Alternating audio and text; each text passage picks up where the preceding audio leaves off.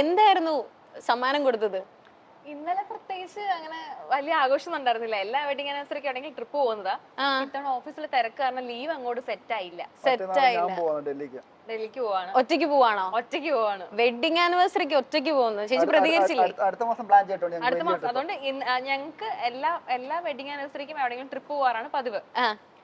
അപ്പൊ ഇത്തവണ ഈ 18-ാം തീയതി മാറ്റി വെച്ചിട്ട് ഡിസംബറിലേക്ക് ആക്കിയിട്ടുണ്ട്. December full trip. പക്ഷെ നിങ്ങൾ കാണുന്ന പോലെ തന്നെ, നമ്മൾ വീഡിയോസിലൊക്കെ കാണുന്ന പോലെ തന്നെ നിങ്ങൾ രണ്ടുപേരും ശരിക്കും സെയിം വൈബ് ഒക്കെയാണ്. എനിക്ക് ചോദിക്കാനുള്ള ചോദ്യം, നിങ്ങൾ എപ്പോഴും ഇങ്ങനെയാണ്? ഏകദേശം എല്ലാ ഇങ്ങനെയൊക്കെ തന്നെയാണ്. എനിക്ക് തോന്നുന്നു ഇപ്പോഴത്തെ പ്രത്യേകിച്ച് ന്യൂജൻ ആൾക്കാർക്കൊന്നും കല്യാണം കഴിക്കാൻ ഭയങ്കര പേടിയാണ്. ലൈക്ക് എങ്ങനെ ആവും, ഫാമിലി സെറ്റ് ആവോ, ഹസ്ബൻഡ് സെറ്റ് ആവോ, ടോക്സിക് ആവോ, അങ്ങനെ ഒരുപാട്. ഇവൻ എനിക്ക് വരെ, ഞാനും കല്യാണം കഴിച്ചിട്ടില്ല, അപ്പം പ്രത്യേകിച്ച് അതുകൊണ്ട് ചോദിക്കുന്നത് നല്ല കാര്യം. അതായിരുന്നു എനിക്ക് ചോദിക്കാൻ. നിങ്ങൾ അപ്പോഴേ ആൻസർ പറഞ്ഞു. അപ്പം എനിക്ക് ചോദിക്കാനുള്ള, പക്ഷെ നിങ്ങളുടെ ലൈഫ് സ്റ്റൈലും അങ്ങനെയൊക്കെ നമ്മൾ വീഡിയോസിലൊക്കെ കാണുമ്പോൾ നിങ്ങൾ ഭയങ്കര ഹാപ്പിയാണ്. സോ ഈ കല്യാണം കഴിക്കാതിരിക്കുന്ന കുട്ടികളോട് നിങ്ങൾക്ക് എന്താ പറയാനുള്ളത്? സജിൻ ബ്രോ ആദ്യം പറയട്ടെ, അതായിരിക്കും കുറച്ചുകൂടി നല്ലത്. പ്രത്യേകിച്ച് അങ്ങനെ എനിക്ക് പ്രത്യേകിച്ച് ഒന്നും പറയാനില്ല. കല്യാണം കഴിക്കുവാണെങ്കിൽ അതിൻ്റെതായ ഗുണവും കല്യാണം കഴിച്ചാലും അതിൻ്റെതായ ഗുണങ്ങളും. അതിന്റേതായ ഗുണങ്ങളും അതിന്റെ ബാക്കിയാണ് എനിക്ക് ചെറിയ ദോഷം. ഞങ്ങളിങ്ങനെ കാണുന്നുണ്ട് എപ്പോഴും ഇങ്ങനെയൊന്നും അല്ല. വീട്ടിൽ ഞങ്ങൾ തമ്മിൽ രണ്ടും സെപ്പറേറ്റ് ആൾക്കാരാണ്. ഞങ്ങൾക്ക് തന്നെ അഭിപ്രായ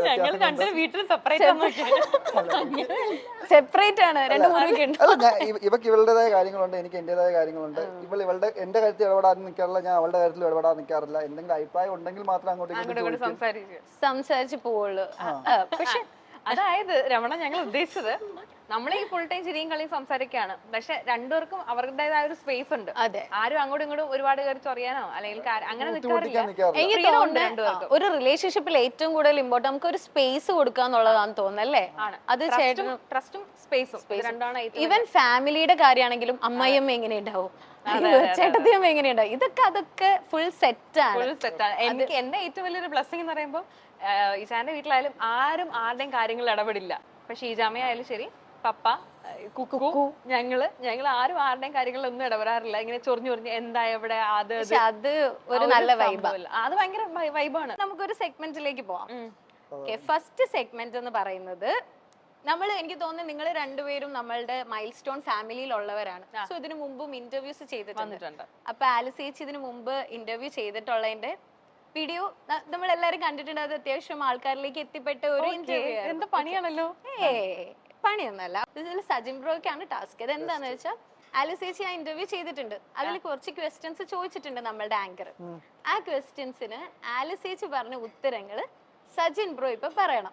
ഓക്കെ, ഞാൻ ഇന്ന് രാവിലെ പറഞ്ഞത് എന്താന്ന് ചോദിച്ചാൽ ഓർമ്മയില്ലാത്ത ആളാണ്.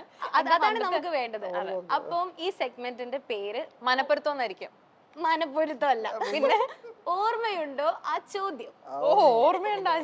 നല്ല രസമല്ലേ? നല്ല രസമുള്ള സെഗ്മെന്റ്, ഞാൻ എൻജോയ് ചെയ്യും കേട്ടോ.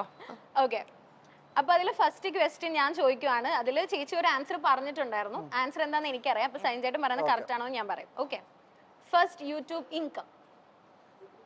നമ്മൾ പറഞ്ഞിട്ടില്ല. പറഞ്ഞിട്ടില്ലേ? ചേട്ടൻ പറഞ്ഞിട്ടുണ്ടായിരിക്കും, അവരുടെ തെളിവുണ്ട്. ചേട്ടനോട് പറഞ്ഞിട്ടില്ല? എന്റെ അടുത്ത് യൂട്യൂബ് ഇൻകം പറഞ്ഞിട്ടുണ്ട്, പക്ഷെ നമ്മള് ആൻസർ പറഞ്ഞിട്ടില്ല. പറഞ്ഞിട്ടുണ്ട്, ഏകദേശം അറൗണ്ട് എല്ലാം പറഞ്ഞു കാണും. അറൗണ്ട് അല്ല, കറക്റ്റ് ആയിട്ട് പറഞ്ഞിട്ടുണ്ട്.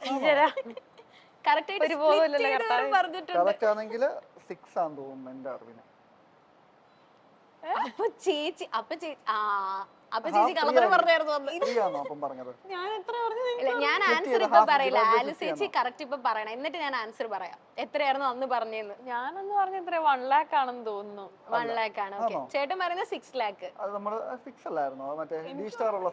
അതല്ല, അന്ന് പറഞ്ഞത് എന്താന്ന് ഓർമ്മയില്ലല്ലോ. ഇപ്പൊ എത്രയാന്നുള്ളതല്ല പ്രശ്നം, അന്ന് പറഞ്ഞെന്താന്ന് ഓർമ്മയില്ല. ഇനി ഞാൻ കാണിക്കട്ടെ വിത്ത് വീഡിയോ. യൂട്യൂബ് ഇൻകം ഓർമ്മയുണ്ടോ? ആദ്യം കിട്ടിയ ഇൻകം ഫസ്റ്റ് യൂട്യൂബ് ഇൻകം എനിക്ക് ഓർമ്മയുണ്ട്. എത്രയായിരുന്നു? അത് കുഴപ്പമില്ല, അതൊരു 2 lakh ഉണ്ടായിരുന്നു. പക്ഷെ ആ സമയത്ത് എനിക്ക് പാർട്ട്ണർഷിപ്പ് ഉണ്ടായിരുന്നു. അപ്പൊ ഞാൻ ഹാഫ് അവർക്ക് ഷെയർ ചെയ്തു. അപ്പൊ എനിക്ക് 1 lakh കിട്ടി. 1 lakh. 1 lakh കുറവാ. അല്ലല്ല, തിരിച്ചാന്ന് തോന്നുന്നു നമുക്ക്. ഇവക്ക് തെറ്റിയതാ അത്. ആയിരിക്കും. ആണോ? അപ്പൊ ശരിക്കും എത്രയായിരുന്നു എനിക്ക് ഫസ്റ്റ്? ഓർമ്മയില്ല, 3 ഫസ്റ്റ് വർഷമായി. ഇൻകം കിട്ടുന്നതെന്ന് വെച്ചാൽ 3 മാസം കഴിഞ്ഞിട്ടായിരുന്നു കിട്ടിക്കൊണ്ട് നമുക്ക് അപ്പൊ പാർട്ണർഷിപ്പ് ഉണ്ടായിരുന്നല്ലോ, അപ്പൊ എല്ലാം ഒരുമിച്ച് വന്നിട്ട് ഇങ്ങനെ ഡിവൈഡ് ചെയ്ത് വന്ന സാധനം. അപ്പൊ അതുകൊണ്ട് എനിക്ക് അതിനെ പറ്റി ഒരു കറക്റ്റ് ബോധമില്ല. കറക്റ്റ് ബോധമല്ല, അത് കുഴപ്പമില്ല. പക്ഷെ അന്ന് 2 lakhs പറഞ്ഞു. പക്ഷെ നമുക്ക് അത് ഫസ്റ്റ് വെച്ച് മന്ത് അഡ്ജസ്റ്റ് ഇൻകം ചെയ്യാം ആയിരിക്കും അല്ലേ? നീ പറഞ്ഞത്. കുഴപ്പമില്ല, അത് കുഴപ്പമില്ല. അത് നെക്സ്റ്റ് ക്വസ്റ്റ്യൻ എന്ന് പറയുന്നത് വിവാഹിത ആയതുകൊണ്ടുള്ള ഏറ്റവും വലിയ ഗുണം. അത് നമ്മൾ ഇച്ചിരി മുമ്പ് കൂടി പറഞ്ഞു. എന്റെ ഏറ്റവും ബെസ്റ്റ് ക്ലൂ ആട്ടോ അത്.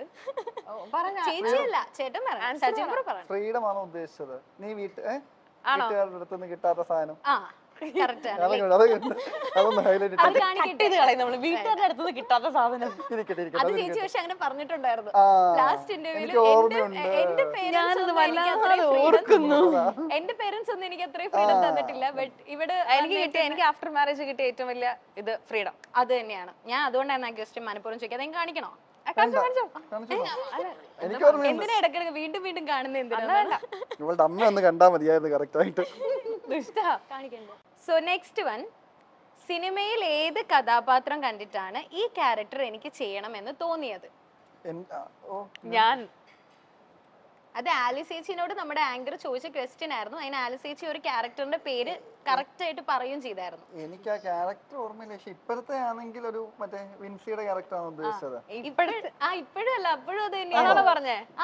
ജനഗണമനയിലെ വിൻസിയുടെ ക്യാരക്ടർ. അത് പക്ഷെ കറക്റ്റ് ആണ് കേട്ടോ. ലൈക്ക് അങ്ങനത്തെ ക്യാരക്ടേഴ്സ് ഒക്കെ ചെയ്യാൻ ഞാൻ ആദ്യമായിട്ട് തിയേറ്ററിൽ പോയിരുന്ന ഒരു സിനിമ കണ്ടപ്പോ എനിക്ക് എന്നെ ബിഗ് സ്ക്രീനിൽ കാണണമെന്ന് ആഗ്രഹം തോന്നിയത് ആ ഒരു ക്യാരക്ടർ കണ്ടപ്പോഴാണ്.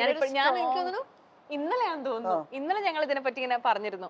ആണല്ലേ, ഒരു സ്ട്രോങ് ഭയങ്കര സ്ട്രോങ് ആയിട്ടുള്ള നമുക്ക് ഒരു ഗൂസ് ബംസ് വരുന്ന ഒരു ക്യാരക്ടറാണ്. ആ ക്യാരക്ടർ ഒക്കെ കിട്ടിയ അടിപൊളിയായിരിക്കും അല്ലേ? അപ്പൊ അത് കറക്റ്റ് ആൻസർ. ഒരു പോയിന്റ്. ഫിലിം സീരിയലുകളിലൂടെയും സ്റ്റാർ മാജിക് ഷോയിലൂടെയും എല്ലാ പ്രേക്ഷകർക്കും സുപരിചിതയായ നടിയാണ് ആലിസ് ക്രിസ്റ്റി.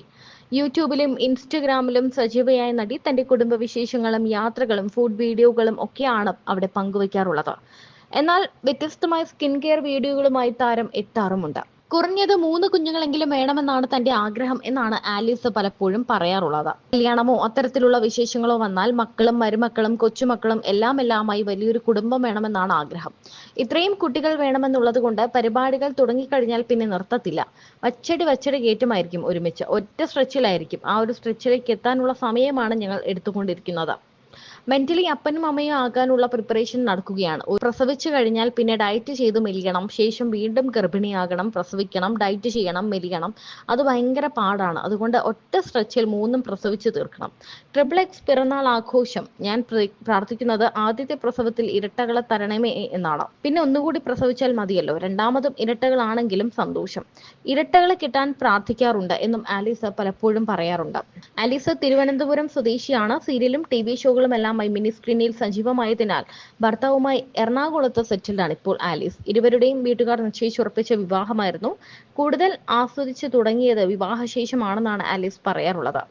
കരിയർ ബിൽഡ് ചെയ്യാൻ ആലിസിന് ഏറ്റവും കൂടുതൽ പ്രചോദനം നൽകുന്നതും സജിനാണ്.